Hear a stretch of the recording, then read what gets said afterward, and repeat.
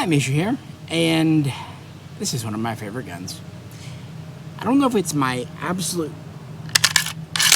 most favorite 7.62 NATO 308, but it's up there. The Italian Beretta BM59. Not something that I get out to shoot as often as I would like, but even though most of what we shoot these days are, guns for the channel, guns for you, guns for me too, new stuff, I try to make room every range trip to bring something of mine out that I just want. The problem is, last time we took this out, back when Jay was doing it with me, we were planning on doing a video comparing it to the M14, and we did publish that video, and it looked fine, but we had some problems that you might not have seen. In fact, actually reliability at one point was really pretty low. Started off with Jay. Take a look.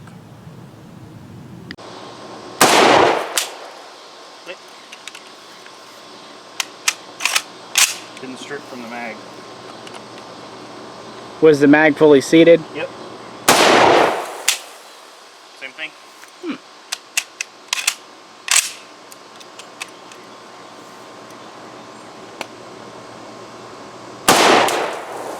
Same thing. So, yeah, that's odd. Not that I've shot this gun a lot, but it's been pretty reliable. Of course, this is a mag-fed gun, so next I gave it a go. BM59. I did not like fancy trigger. Well, it's not winter. You're supposed to only shoot it in winter. Know. So I was using the fold-down trigger, the winter trigger there, but I didn't think that was the problem. Could it be the mags? Well, maybe. No, it does not like that mag.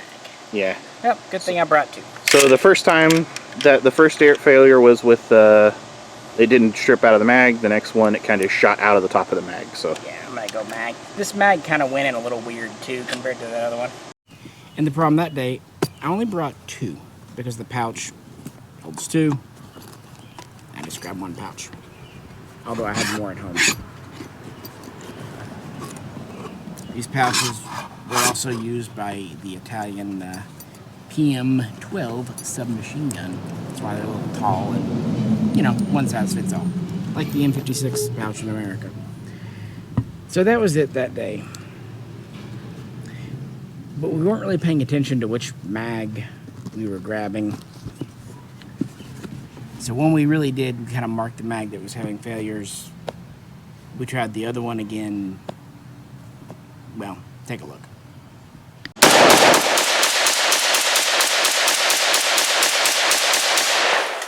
that seemed to work better. Alright, so that ran fine. Could just be a fluke. But we set the first mag there aside, working with the second one. Jay loaded it up, and let's see if it continues to cooperate or gives us issues.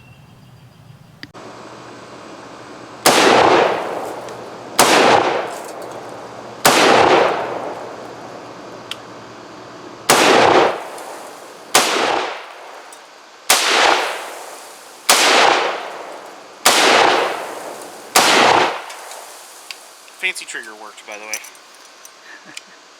That's it's really fun to shoot. I mean, of the M1 Garand, the M1A, and the BM59, I think the BM59 is my favorite. Yeah, it worked fine. He even tried the winter trigger. So, seems like it was a mag issue, frankly. And the reason I like this gun, he kind of expressed, he really enjoys shooting it. It is a very pleasant gun to shoot. We'll get into that later. But it seemed like we had a mag issue. But we had things to do, other guns to do. We had a good working mag, so we just used that for the rest of the day. Moving on with life. And as I've said in multiple videos, including that recent Tokarev one, Unfortunately, my guns that need work or troubleshooting often get put to the very back of the queue, and this BM59 Mark I was no exception. I figured it was a mag thing, but wasn't 100% sure. It could be a gun thing. However, we were going out to shoot for the Eclipse, and we were packing 308. Finally got a decent supply after waiting a couple of years. So I thought, this is a good time, and this time I'll bring 2 pouches, so a total of 4 mags. I want to see if there's a dud mag in here, and if so, mark it. Good excuse to shoot a gun I enjoy, try it out. Also, Jaro's father was with us, and he had always kind of talked about the BM59 and never shot one. He's an FAL guy. And I mentioned, hey, he said, yeah, sure, so threw it in there to do that. So throughout this video, we'll be testing out the mags, talking about the BM, recapping, having fun, what have you, to see if we can have problems with it, or if it runs smoothly, what's going on. As always, if you could, before we dive into the meat of the video, like, share, and subscribe. Please comment. Comments are fun. And if you'd like to help support us, buy 308, check out the link to Patreon. With that, let's talk about one of my favorites and kind of recap its history. And like I said, test fire this along the way. BM59, last mag of the day.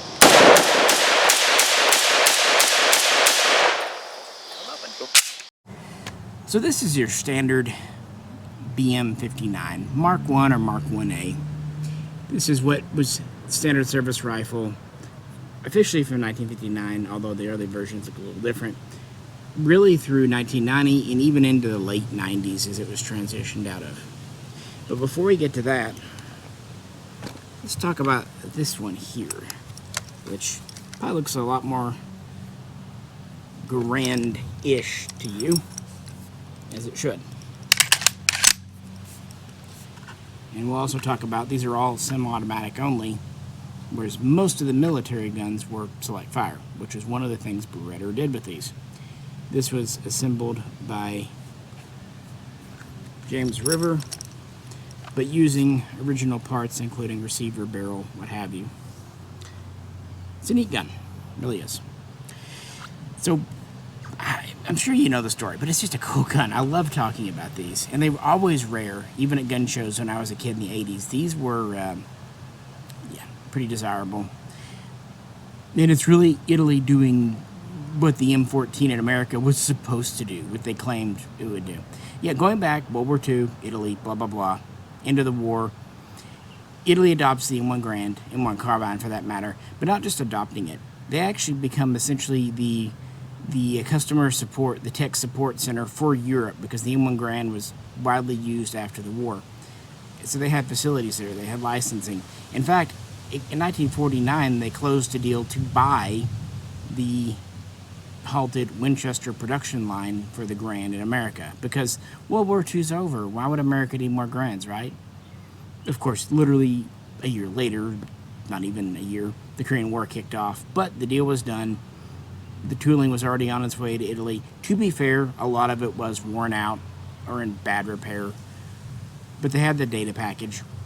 And by 1953, Italy was making their own Garand parts and eventually complete guns. Of course, they had plenty of Springfield, Winchester receivers too. Keep in mind that International Harvester, HRA, didn't actually start making guns till 53, 54 themselves. So yeah, you'll see more and more Beretta parts. You also will see Beretta parts. And Italy became quite the Garand aficionados, but the first ones were literally 30-06 M1 Garands. Then they did some that were on block fed, but 7.62 NATO 308. And these were all conversions. Well, in 1957, Italy needed to join the rest of NATO, going to the new 30 caliber light rifle cartridge. And they thought, we can rework the Garand, or at least Beretta had that idea. We could just do that. And basically, they wanted to make it select fire and magazine fed. And the mags they ended up coming with, 20 rounds, very high quality steel, and actually one of the best parts of the gun. Because of the full auto fire, they would give them a muzzle brake and a rubber butt pad, recoil pad. And they were using not only converted Springfield or Winchester receivers to take the mags, they used original barrels. Again, since 7.62 NATO and 30-06 are the same bore diameter, all they really had to do was shorten the chamber by half an inch from 63 down to 51 millimeters. So some of the early patterns were pretty long, like this one, the barrel length. Now, the only competition that Beretta had, their prototype was known as the BM58 or M58. Franke had the LF59, which was based on the FAL, although a little different. But the Beretta one, it was economical, they were set up, it was a good gun. And so it was put into production in 59. R&D went really quick, and they went into service producing guns and mags. So why does this one look different than our Mark I? The early version was known as the Type 02, the Type 2. And there were two variations of note, the BM59 SL and the BM59E. And both were essentially 7.62 converted Grands that took the new detaching mag. The difference, the SL was still semi-automatic only, and the E was select fire most of the time. So usually the E got the recoil pad and the muzzle brake, whereas the SL didn't because there wasn't a need. However, Beretta offered this conversion service not only to Italy itself, but to lots of customers. In fact, this kit came out of Argentina. They, along with several other nations, contracted with Beretta to convert their guns. And they could kind of pick what they wanted feature-wise. Now, the only thing that James River really didn't get right on this is it should have a stripper clip guide on top. I believe so anyway, but I could be wrong. Again, there's variations. The fact that it's actually built on an original receiver is correct. Most of them would have been on modified receivers. In fact, they didn't even start making complete Italian receivers until the 60s because they didn't need to. They had plenty. Either their own M1 Garand receivers they'd made or US ones. One fun thing, like I said, the first ones like this were converted Garand barrels. In the early 60s, Beretta started offering a cold hammer forged barrel for this design because it was evolving into this. And this really was what the Italian military itself adopted for the most part. All right, BM59. No, she did work. Yep, held open. Looked good. So the Mark I here evolved in stages. The mags were always there. Here's that stripper clip guide. There's an early style of bipod. Then they went to this style. There was an early style of grenade launcher. Then they went to this pattern with the gas cutoff. And there was an early style of muzzle device called the 5-inch that actually had more of a Garand style lug. This was the 7-inch Tricomp with the kind of M1 carbine style lug. In fact, the bayonets for these were modified M1 carbine bayonets. This served as a flash hider, muzzle brake, and a 22mm grenade launcher. And this is one of the keys to this gun's success in making it such a pleasant gun to fire, like Jay pointed out. It is a very effective recoil. Now, this is a shorter barrel. It's about 19.3 inches under this, so it sticks into the device some. But yeah, they also would shorten the gas system and modify the op rod and piston system, which was, to be fair, one of the weaker points of the Garand itself. And we have a bolt release, last round hold open, what have you. And as we already pointed out, the handy dandy winter trigger. I will say, if you have one of these, this is a hair trigger, so be aware. Otherwise, the trigger group is pretty similar to the Garand. I should point out, this one has the flip-up butt plate. A lot of them had the standard rubber butt plate. It's the cleaning kit compartment. Because of the new system, I'm going to point this at you. Nut is actually different on this, and because of the lug here, it actually requires a different tool to disassemble. But yeah, this was a standard version, about 43 inches overall, and weighs about 10 pounds unloaded, little less, but not bad. And it was economical, reliable.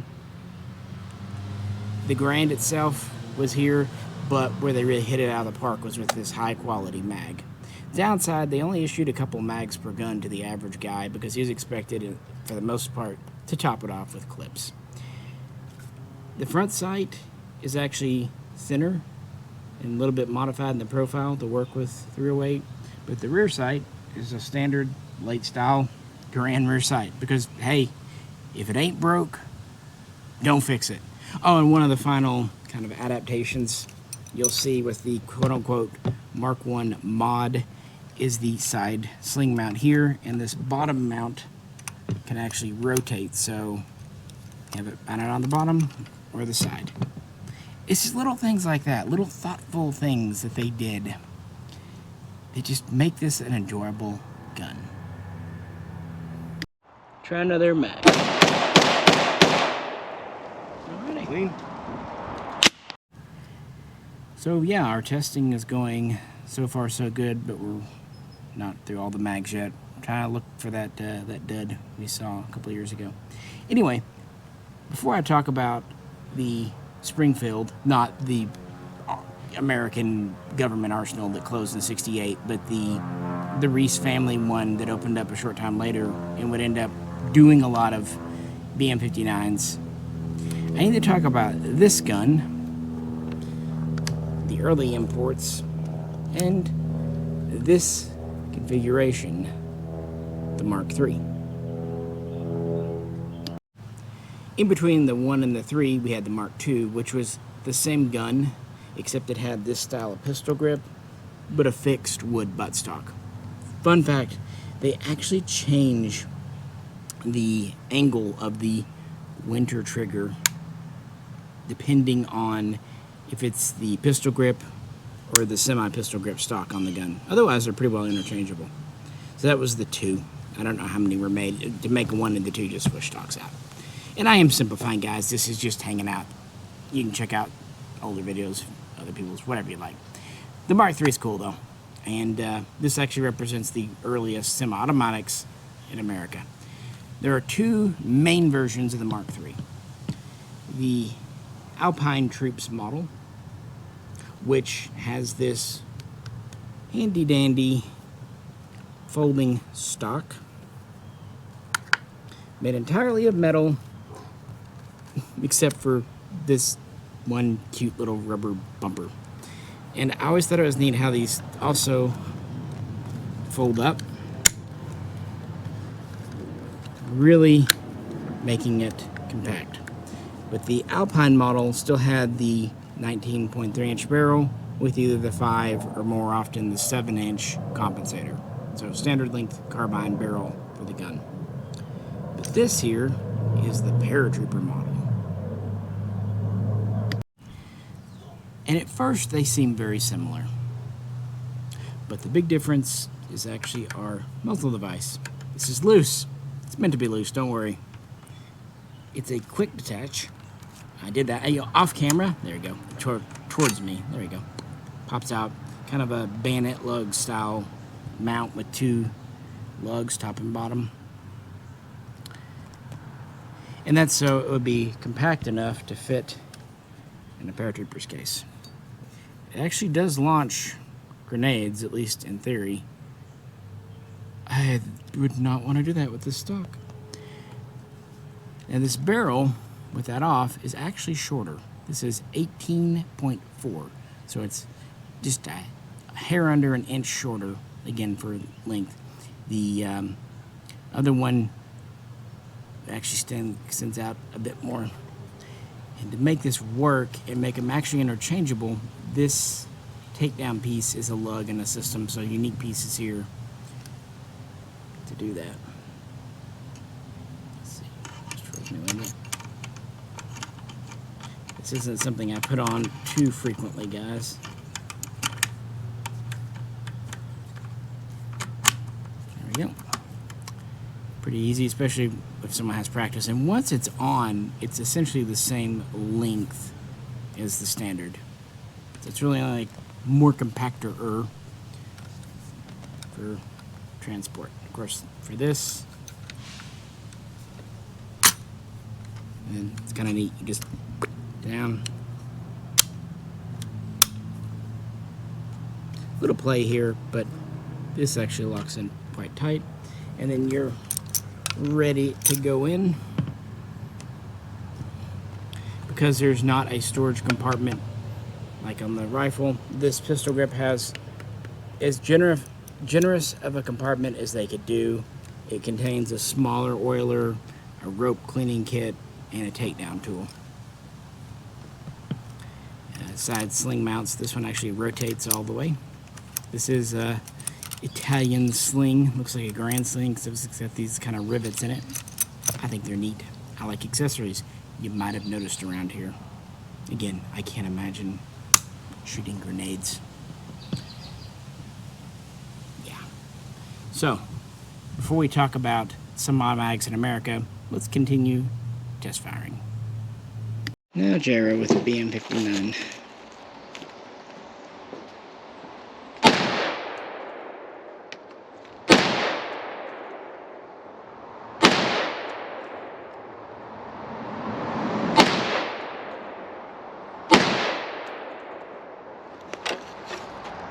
Mag run's great. Shoots nicely off the bipod. So, to really give into generalizations, the earliest guns were known as the BM62 and the BM69. And you would think the 62 came first. It didn't. The BM69 was the first to come in.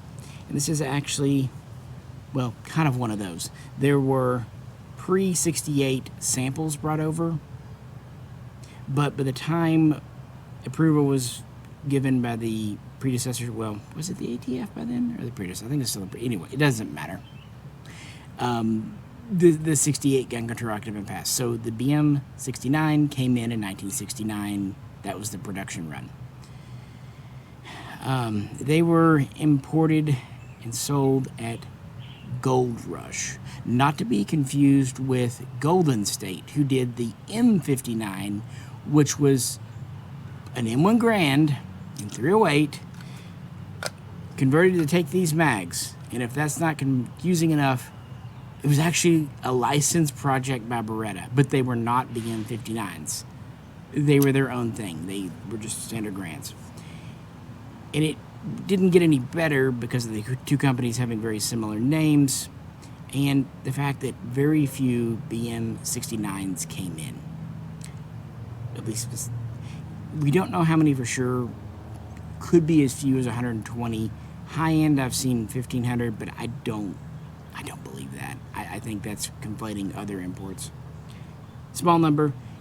Now, what's interesting, even though there weren't a lot of restrictions on what import guns could have back then, even after 68, sporters were much more appealing to the market. People didn't like military guns. Remember, this is the height of the Vietnam War, and your collectors, this is when the boomers were actually called hippies, so they weren't buying guns. Now, the collectors of the day were your World War II and Korean vets, and while some of them wanted Grands and carbines, a lot of them were into the Old West guns, or just target sport shooting. So with the 69, they made a few changes to make it less military. The butt plate, for example, the stock was actually a high polished wood stock with finger grooves, and they used some of the 5-inch brakes, but they also used some kind of dummy cylinder brakes. They didn't have the grenade assembly because of the 68 import thing, and while they could accept the bipod, it was an added feature. You had to pay extra for it. And they really just had the one configuration at the time, and you'd see them in catalogs up to about 73, 74, but then they were gone. They were expensive. And that gives way to the BM62. More of those came in, and it still wasn't a very big number, 1,000, 2,000. They were even more sporterized. They had a very sporter-looking butt plate, no flash hider, no bipod as a standard feature, and I believe a lot of them shipped with 5 or 10 round mags even. Again, I'm just going off memory. My point is, the early imports straight from Italy you'd think would be the best. And while they're good receivers, good barrels, they were heavily sporterized, heavily altered by choice, not by law. Which is why, in one of those rare quirks of history, I actually prefer the Springfield BM59s. These are Italian parts, or Springfield military parts, mostly, but they were put together here in America, not in Italy. But they're the most military pre-band look you can get. In the 70s, Bob Reese, who his family owned the Springfield armory at the time, they negotiated with Beretta to basically buy everything, essentially at scrap metal prices. Just whatever they had, because they were getting ready to get it out of BM59 production and switch over to what would be known as the AR-70-223, later the AR-70-90. It was the 80s, things were changing. By 1981, they had started bringing over just containers full of everything that Beretta shipped over. And they started advertising. I've seen some say as early as 81 or 82, but certainly by 1985, these were on the market. And since they were building using leftover military parts, they had all the cool features. We already looked at them. And the receivers were Beretta. Some were 100% complete PB Beretta receivers.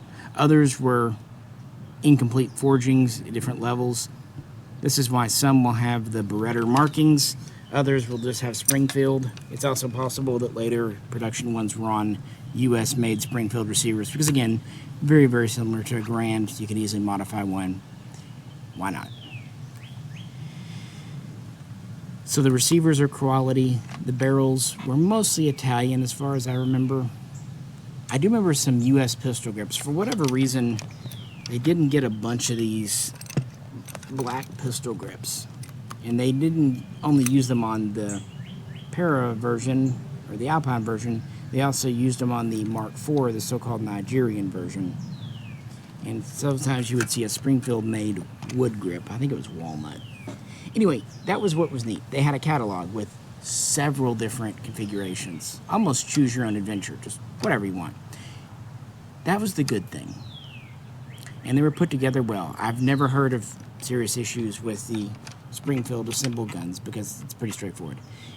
Here's the downside: cost. In 1985, this was essentially a little under $800 for this configuration. Doesn't sound too bad, does it? Except in today's money, that's over $2,000 for the base model. The Mark IV, the heavy barrel, the Nigerian, was $150 more. But the Alpines, first the Alpine Troops version was about $1,000 in that money, and the Paratrooper version was $1,100. So you're looking at around $3,000, close to $3,300 for the Para version in today's money. And the mags weren't exactly cheap either. This was always kind of a curiosity item. And that's why even when I was a kid in the 80s, I remember these were just really expensive at gun shows. And I never thought I would actually own one. So it's really why I was so happy that I did. And we're actually coming to the end of our test firing. Is it possible that the final mag is the dud? Again, I brought up my 2 pouches. Well, let's find out and then wrap this up. 59. Seem to work Boom, with boom, that ammo boom. just fine. It's barky. It's barky. Well, that was the 4th mag. Worked. I don't know. I don't know why we were having consistent issues a couple of years ago. The ammo worked fine in other 308s, and it didn't really look like an ammo issue. I have no explanation. Guns. We did shoot a little more off camera, including J-Ro's father, but because of his position and inclinations, he didn't want to be on camera, so we didn't film that. But he did like shooting the gun. He actually commented on it being quite soft on the recoil too, as it should. And like J-Ro pointed out, it's pretty good on the bipod for a GI issue bipod. It's fine. It's nothing special. You can actually take them off pretty easily too. This is a whole assembly. I think if I had it, was actually using the Para, I might do that to save on some weight. And brought the James River back out because this is kind of where we're at today. Parts for these were pretty hard to get, but over the last 10 years or so, various batches of kits, different configurations have come in, so the parts are more available than before, but most importantly, the magazines. And I in the catalog, Springfield showed an SL or an E configuration, but I don't know how many they did. I've never seen one, much less owned one. It's a really smooth gun, I gotta admit. So when these came out, and they were not crazy money, and since it's on the original Springfield receiver, not a modern production, and since it does actually have the original Beretta modified Garand barrel, I couldn't say no, and I picked this up some years ago. About 10 years ago, if memory serves. So even though it's a kit build, it kind of completes the set. By the way, this does have a bolt hold open and release like the others. Kind of cool. The only thing I could say it should have may be that stripper clip guide, but I could be wrong. Maybe not all of them had it. I'm not going to say. Even if so, not a big deal. I did own a Mark IV for a while, but some years back I needed to sell one of my guns, and it was cool and all, but it was kind of the least cool of the batch, so I didn't. The Paratrooper is certainly the coolest to look at and the rarest, and the only real Italian import I own. It's also the one I would be least likely to shoot because no. The nice thing is you could just take it out of the stock and put the Mark I stock. Have fun that way. In fact, when I got this gun, it was in a standard stock, but the other stock was there. I don't know, it's just a gun I really enjoy. It really is doing what the M14 promised to do. I love FALs. We all like G3s, but I needed to test out the mags. I'm happy I don't seem to have a dud. And I just like shooting 308. It's a lot of fun, and this is just not a gun you can come across every day. So if you do see a kit build, give it a go. It's a really fun gun, whatever it is. They're uncommon, but in a cool way. It was actually Italy's first successful mass issue automatic rifle, so that's kind of neat. And it served for 40 years. A little bit better than the M14, I'd say. But what do you think?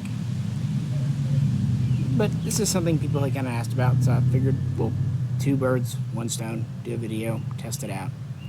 If you liked it, please do click the buttons, sharing, commenting, especially if you own one. And as always, if you could, help out on Patreon. That'd be great. With that, this is Misha, and catch you very soon next time.